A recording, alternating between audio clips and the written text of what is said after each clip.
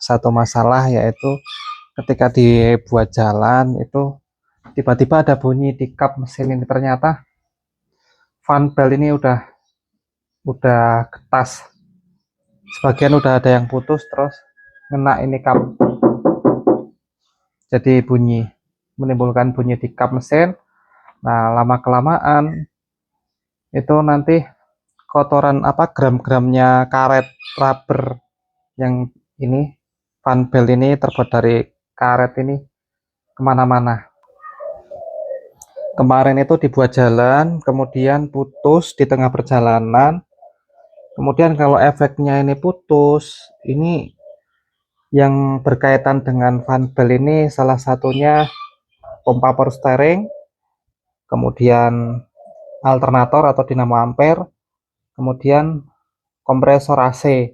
Nah, itu saling berkaitan. Kemudian kalau misal dipaksa buat jalan, ini kita mau belok, pompa power steeringnya nggak bisa karena dia dapat putarannya dari fan belt ini. Kemudian dinamo ampere, nanti ini kalau misal dibuat jalan, aki ini nggak bisa ngecas karena fungsinya ini dinamo ampere untuk mengampere aki ini ya, biar bisa menyimpan daya. Kemudian kompresor juga nggak bisa kerja, makanya kalau ini putus ini nggak bisa buat jalan, tapi komponen-komponen yang lain nggak berfungsi. Jadi nanti takutnya kalau dipaksa jalan ini nggak ada, itu lama kelamaan komponen yang lain juga takutnya bakal ikut rusak. Kemudian kemarin itu masalahnya di perjalanan, berhubung waktu sudah sore, kemudian nyari toko spare part itu di daerah sini susah. Adanya itu yang ini, dipaksakan karena emergensi ya, agar kendaraan ini, kalau di namanya mobil matic tuh, kalau di perjalanan kalau sudah mati itu nggak bisa di derek, kecuali kalau manual itu masih bisa, kalau matic kan nggak bisa. Makanya alternatif solusi kemarin itu ketika di perjalanan, waktu itu kondisi sore mau maghrib, akhirnya sedapatnya spare part. Ini nggak tahu ini dari mana apanya, ini aslinya itu dari, untuk peruntukannya buat apa, yang tapi nggak sesuai, tapi dari diameternya ininya, lebarnya ini nggak sesuai. Kemudian dari diameternya ini, panjangnya fan belt ini juga ini agak kecil. Ya masih bisa dipasang, masih bisa toleransi, tapi kalau dipakai dalam kota ya nggak apa-apa kalau emergensi. Cuman kalau dipakai dalam jangka perjalanan yang agak jauh atau di luar kota, ini takutnya nanti komponen yang lain juga akan ikut rusak. Kemarin itu sempat kesusahan mau nyari tipe fan beltnya ini, karena ininya tuh kemarin yang lama itu sudah nggak ada, kodenya ini sudah nggak ada. Nah, gimana caranya untuk mengetahui ketika mobil CR-V generasi 2 kalian, yang terutama K20 ya, yang CC 2000 itu, ketika mau pengen penggantian fan belt, kemudian ininya nggak ada, nomor serinya fan belt itu nggak ada, gimana caranya? Saya akan jelaskan beberapa tip. Ada dua tip. Misalkan pengen mengganti fan belt, misal kalian pengen cari di bengkel-bengkel terdekat nggak ada, terus adanya di online, kalian pertama itu harus tahu tipe kompresornya ini, kompresor AC. Kalau kompresor AC-nya ini masih asli bawaan Honda Keihin, itu beda lagi. Kalau misalkan sudah pernah diganti dengan merek Denso, dengan punyanya kayak Stream, itu juga sudah beda lagi, karena ini pulinya ini beda pulinya. Jadi kalian harus perhatikan kompresor AC mobil ini sudah pernah melakukan penggantian apa belum. Kira-kira tipe kompresor AC-nya apa? Masihkah yang ori dari Honda, apakah sudah gantian? Nah, gimana caranya mengetahui tipe kompresor AC? Kemarin saya sudah buka kolong di bawah ini, kemudian cari tahu kompresor AC kan di bawah sini. Nah, kompresor AC itu kan di sebelah sini ya. Nah, ini ternyata kalau dari bawah itu nggak kelihatan kompresor AC-nya ini. Mereknya ini tipenya apa? Ini nggak kelihatan kompresor AC kalau dari bawah. Harus buka dari atas. Dari atas pun juga penghalangnya lumayan ini kalau misal kita pengen melihat spesifikasi kompresor AC ini apakah masih bawaan yang asli atau sudah gantian. Karena nanti berkaitan dengan kita mau order spare part fan belt ini. Kemudian cara yang kedua, kalau misal kita susah melihat tipe kompresor AC ini kita belum tahu, cara yang kedua yaitu fan belt yang lama itu kita ambil valve yang lama itu kita ambil, kemudian kita potong aja, terus kita ukur pakai meteran dari ujung sini ke ujung paling bawah, kira-kira panjangnya berapa meter, berapa milimeter. Soalnya kalau kalian perhatikan, fan belt itu mempunyai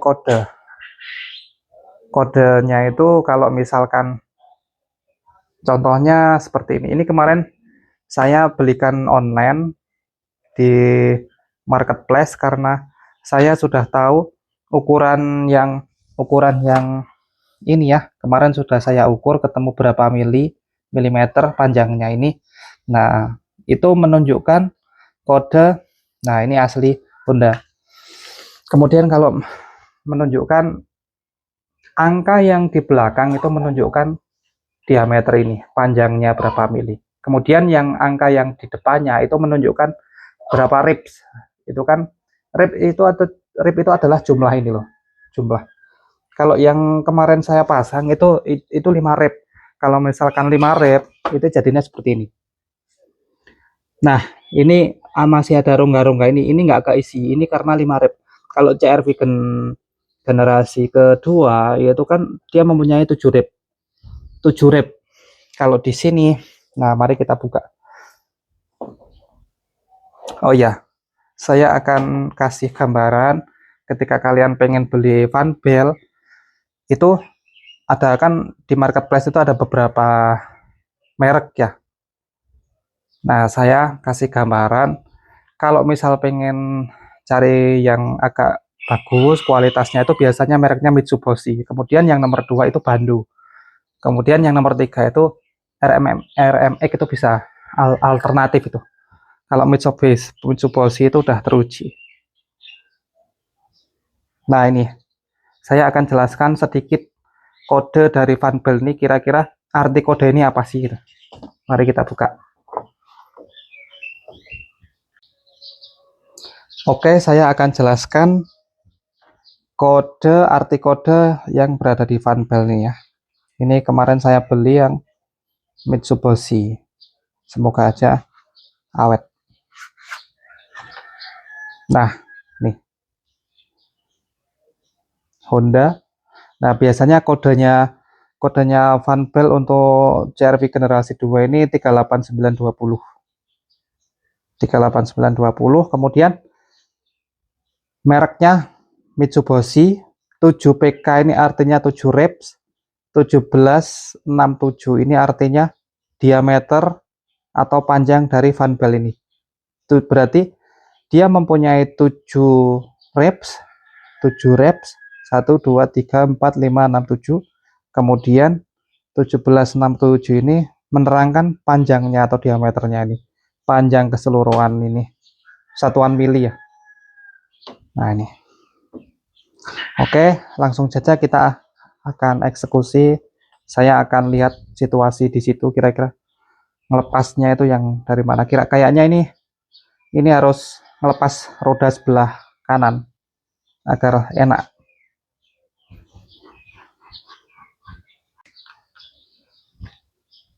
Nah, oke. Ini ya, kalau misal tidak percaya, saya akan buktikan itu kira-kira panjangnya ini.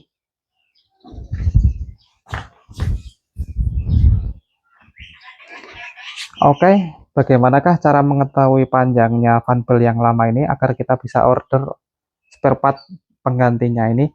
Nah, caranya kita potong, kemudian kita ukur potongannya ini dari ujung. Nah, dari ujung kira-kira ketemu ujung. Ini harus presisi ya, harus ketemu nolnya ini. Kemudian, nah kita ukur kira-kira panjangnya nih sampai mana.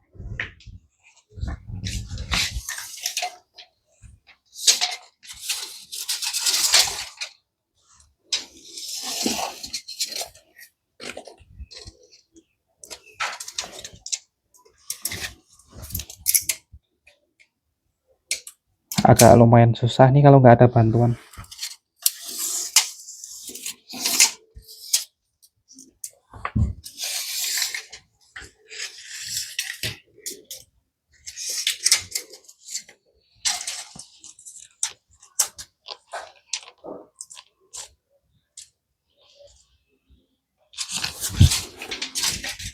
Nah, ini didapat angka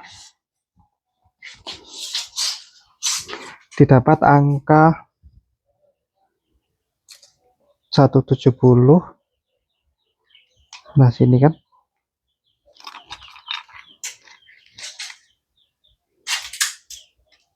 Nih. 176.7.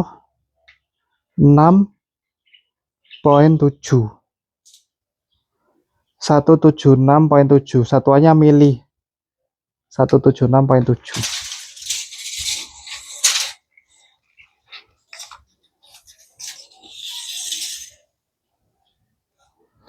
Nah, 100 cm kan 1000 mili.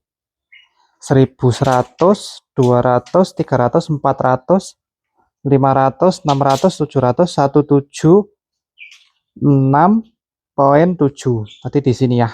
Nah, kemudian ada, kalau kita buka di marketplace itu ada ukuran yang 1770.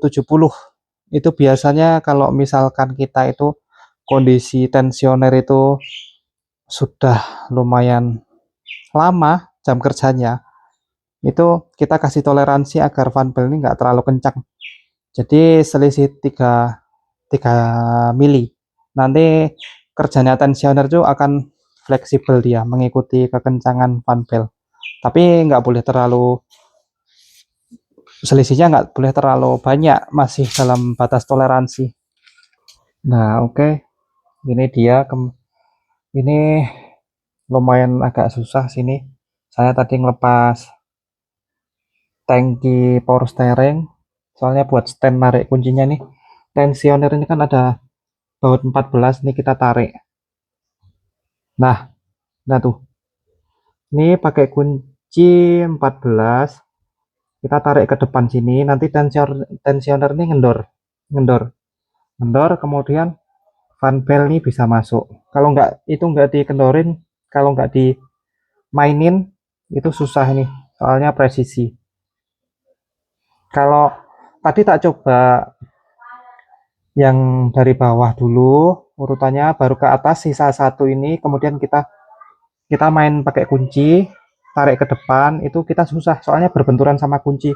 Begitu kita narik tensioner ke depan, ini berbenturan. Pas mau masang airnya, saya akalin ini pasang duluan, kemudian yang paling bawah itu yang belakangan, puli yang paling bawah ini pasang duluan, kemudian ini tadi ngelepas rodanya lepas. Nah, baru kelihatan tuh. Nah, ini puli crankshaft ini tadi belakang. Jadi urutannya tuh diagramnya puli crankshaft, kompresor, water pump. Jadi puli crankshaft, puli kompresor, ke sini water pump, kemudian ke atas. Habis dari water pump belok-belok dia. Dari water pump naik ke itu dinamo ampere, naik ke pompa power steering, kemudian ke puli. Nah, oke.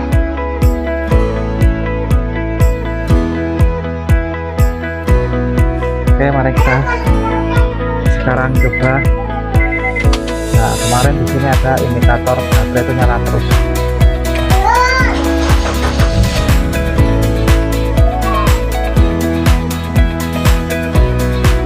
Nah, indikator baterai sudah nggak nyala ya, karena dikarenakan indikator baterai nyala karena pengisiannya itu nggak normal dari dinamo ampere atau apa namanya alternator, itu dia poolingnya tuh nggak kena, nggak berputar nggak sempurna sama panel.